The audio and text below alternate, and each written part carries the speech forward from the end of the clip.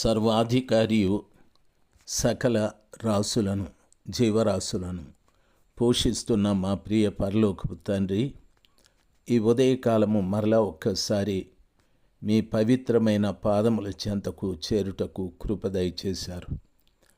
తండ్రి, వాట్సాప్ ద్వారా ఎంతమంది బిడ్డలు వాక్యాన్ని వింటున్నారో తెలియదయ్యా.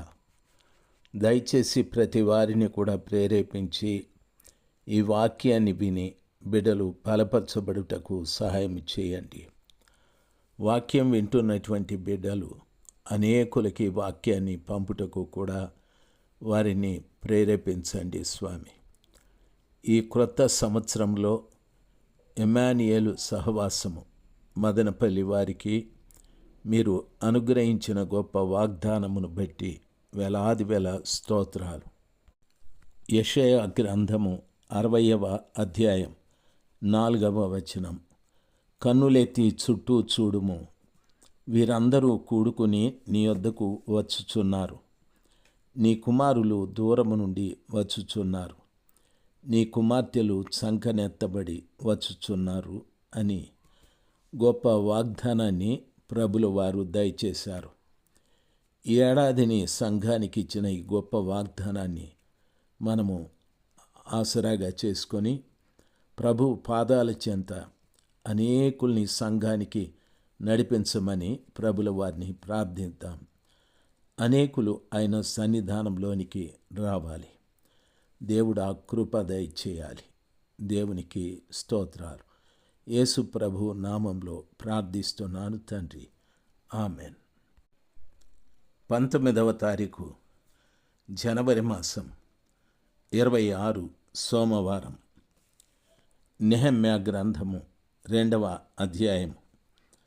అర్తహషస్త అటు తర్వాత రాజు ఏలుబడి కాలమున 20వ సంవత్సరములో సీసాను మాసమందు రాజు ద్రాక్షరసము త్రాగవలెనని చూచుచుండగా నేను ద్రాక్షరసము తీసుకొని రాజునకు అందించి తిని, అంతకు పూర్వమున్న నెనడును అతని ఎదుట విచారముగా ఉండలేదు. నెహెమ్యా చెప్తూ ఉన్నాడు, రాజుగారికి నేను ద్రాక్షరసము అందిస్తూ ఉన్నాను. నేను విచారంగా ఉన్నట్టు ఆయన ఎప్పుడూ కూడా చూడలేదు అని చెప్తూ ఉన్నాడు. అర్తహషస్త రాజుగారి దగ్గర నెహెమ్యా పానదాయకుడు. అయితే విచారముగా తాను ఆయనకు గిన్నెను అందిస్తూ ఉన్నాడు. ప్రియులారా, గమనించాలి. నెహెమ్యా అర్తహషస్త రాజు దగ్గర గిన్నెను అందించేటప్పుడు విచారంగా ఉన్నాడు. అయితే పరలోకపు తండ్రి, రాజులకు రాజైన యేసు ప్రభుల వారి ఎదుట మనం ఎప్పుడు విచారంగా ఉండకూడదు. విచారము అనేటటువంటిది సాతానుడి యొక్క ఆయుధం. విచారము కానీ, సనుగుళ్ళు కానీ, గొనుగుళ్ళు కానీ, నిరుత్సాహము కానీ, ఇవన్నీ కూడా సాతాను యొక్క ఆయుధాలు. దేవుని నమ్ముకున్న ప్రజల మీద ఈ ఆయుధాలను విసిరి వారిని పాడు చేస్తూ ఉంటుంది. ఒకని హృదయములోని విచారము వాని కృంగదీయును అని వాక్యము సెలవిస్తుంది. విచారము అనేటటువంటిది ఒక మనుషునికి ఉరి లాంటిది అని చెప్పాది. విచారించేవాడు ఉరితాళ్ళలో ఇరుక్కున్నట్టే. అతన్ని ఎవరూ విడిపించలేరు, చావాల్సిందే. ఆ రీతిగా విచారము ఒకనాటికి ప్రభుని నమ్ముకున్న బిడ్డలకు తగదు.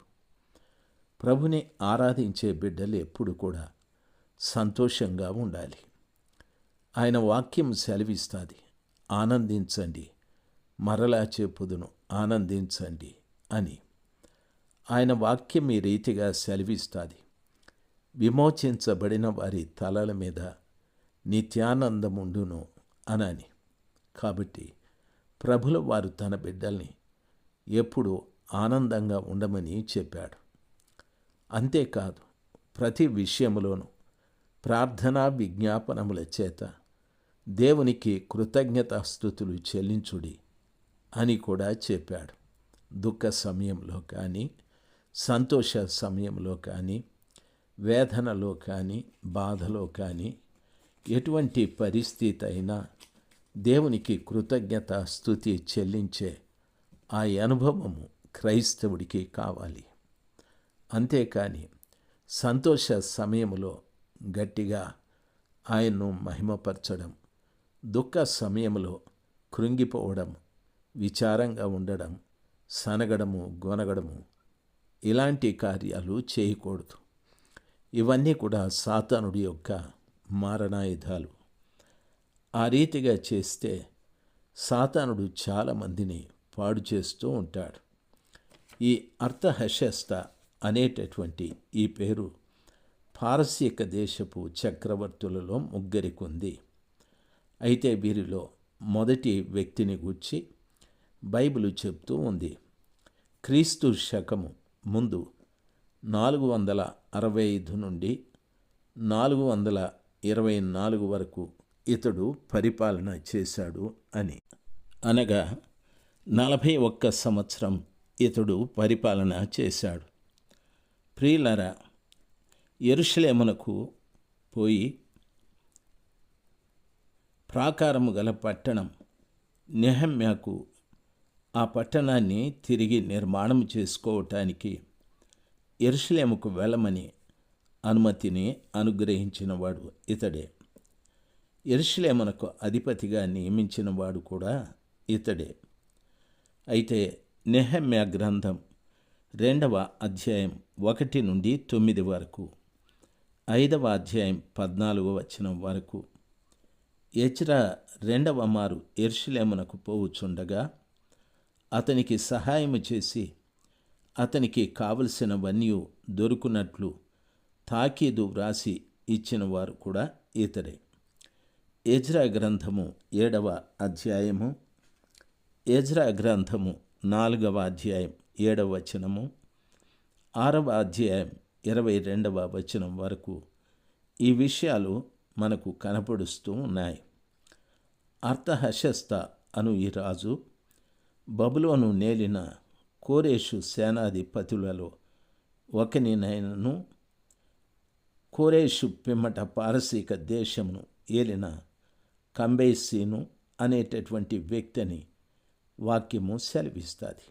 అయితే ఈ ముగ్గురిలో, ఈ పారసీక దేశపు చక్రవర్తులలో ముగ్గురిలో ఒక్కడు ఈ అర్థహశస్త. ప్రేమైనటువంటి వార్లారా, నెహెమ్యాకు ఎంతో సహాయము చేసి యెరూషలేము పట్టణాన్ని కట్టుటకు సహకరించినటువంటి మంచి రాజు. ప్రియులారా, గమనించాలి, ఈ రాజుగారి ఎదుట నెహెమ్యా పానదాయకుడుగా ఉండి గిన్నెను అందించేటప్పుడు విచారముగా కనిపించాడు.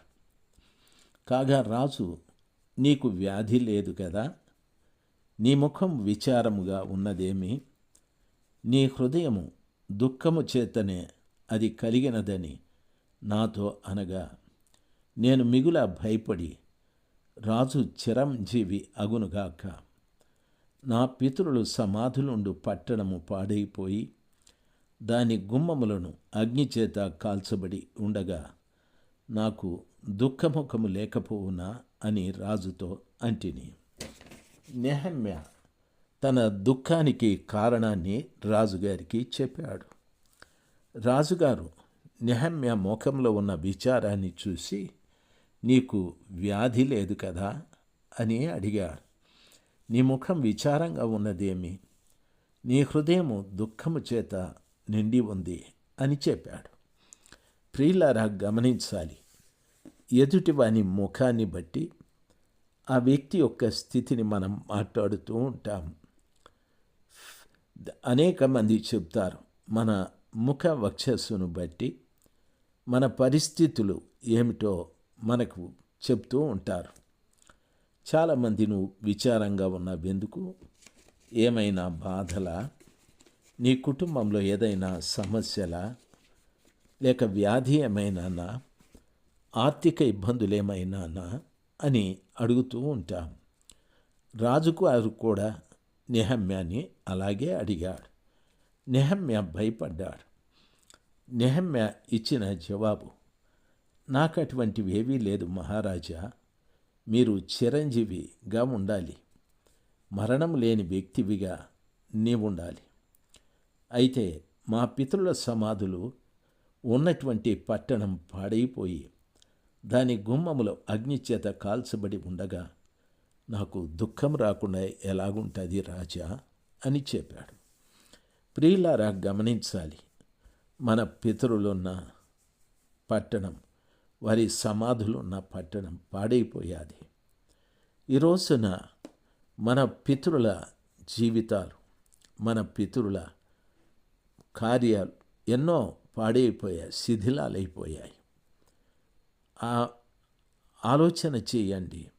ఎంతోమంది ఈ రోజున గొప్ప గొప్ప భక్తులు భారతదేశంలోకి వచ్చి ఆయా స్టేట్లలో, ఆయా తాలూకాలలో, జిల్లాలలో గొప్ప గొప్ప మందిరాలు కట్టారు.